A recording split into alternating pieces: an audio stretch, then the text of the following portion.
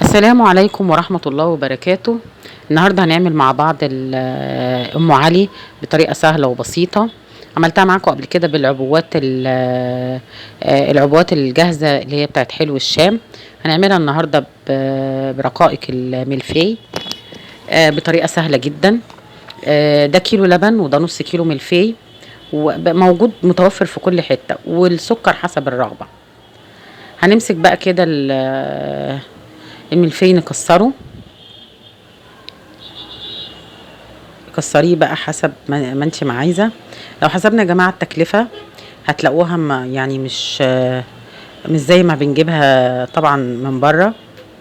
الملفي متعبي كده عند محلات الجلاش والسمبوسه والحاجات دي. هتلاقوه انصاص كده. نص كيلو ده انا جايباه ب20 جنيه. وهيديكي طعم حلو جدا. التانية برضو اللي هي في العبوات المغلفة دي حلوة، ما قلتش حاجة، بس دي طعم ودي طعم. التست بتاع دي احلى. وبتديكي نفس شكل وطعم الجاهزة اللي بتشتريها من محلات الحلواني بره. بتشتري الطاجن ده بكام دلوقتي؟ فاحنا نعمل كل حاجة اوفر طبعا وانضف مليون مرة. هنكسر بقى الملفي بالشكل ده وهنوزعه على الطواجن على حسب العدد بتاع الأسرة أو العدد اللي انت عايزاه. أنا بفضل بالنسبة لي يبقى الطواجن كده اهو. يعني أنا لما جربت كل واحد ياخد طاجن لوحده أحسن مليون مرة من إن أنا أقعد وأغرف لكل واحد لكل واحد لوحده. ممكن برضو تعمليه في طاجن كبير، مفيش مشكلة. ممكن تعمليه في قالب بايركس، المتاح عندك اعمليه. انا كنت مفكره ان هو مش الكميه كبيره، يعني مش هتاخد دول، لا. فهكسر الباقي اهو عشان اكمل بقيه الطواجن. كسرت النص كيلو كله، وعملت كمان طاجنين صغيرين غير غير الكبار دول شويه. دول مش كبار قوي ولا حاجه يعني. هحط نص كوبايه السكر وهقلب اللبن. برضو مش هحط اللبن كله عشان لو ما خدتوش. وده كريم شانتيه اللي انا بوريه لكم، ده انا ضرباه بميه ساقعه متلجه عشان بس يدي الوش من فوق الوش. زي ما قلت لكم انا مش حطيت اللبن كله عشان لو ما خدتوش ما يبقاش اللبن مسكر وما يبقالوش استعمال يعني. بحط وبعد هقسم عليهم وبعدين اشوف الكميه هتاخد قد ايه. بس هي الكميه دي نص كيلو خد الكيلو لبن بالظبط. احط كده في كل طاجن كبشتين.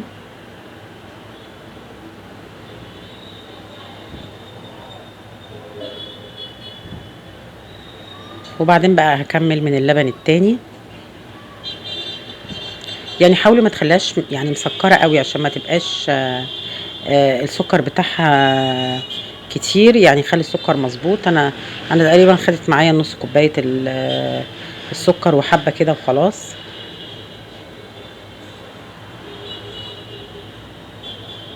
نكمل بقى بقيه الطواجن باللبن. هما اللي حبه اللبن اللي فاضلين بقى هكملهم وخلاص كده.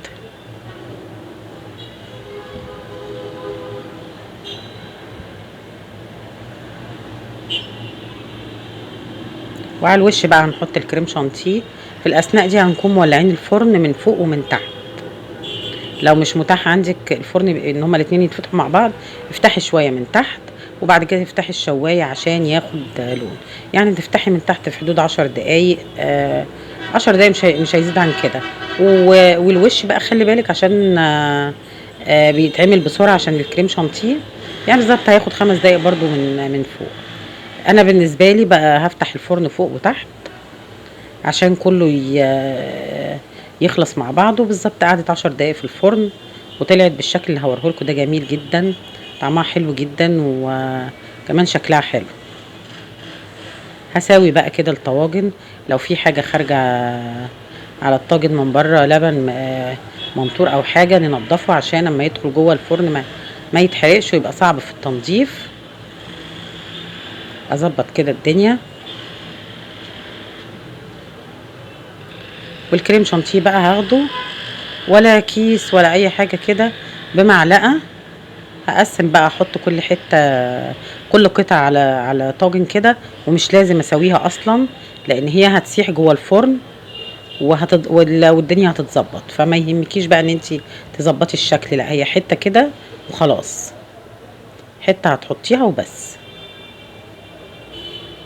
اهو بالشكل ده، وهي مع نفسها بقى هتتظبط وكل حاجه. زي ما قلت لك نضفي الطاجن عشان ما يتحرقش منك ويبقى صعب في التنظيف.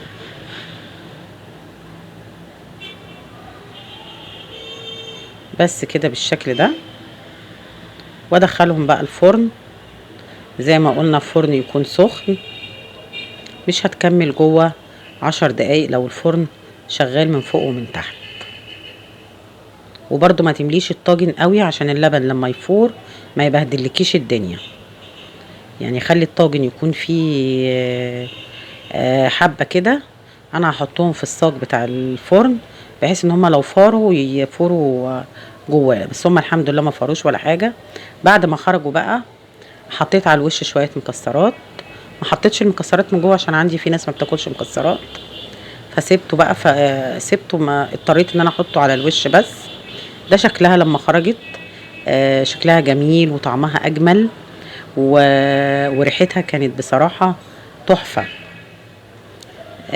وطبعا اي حاجة في طواجن الفخار بتبقى جميلة والتست بتاعها بيبقى حلو قوي.